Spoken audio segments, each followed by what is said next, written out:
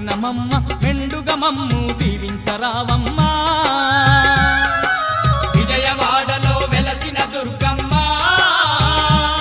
నీ పూజకు పువ్వులు తెచ్చినమమ్మ మెడలో దండలు వేసినమమ్మ మెండుగా మమ్ము దీవించరావమ్మా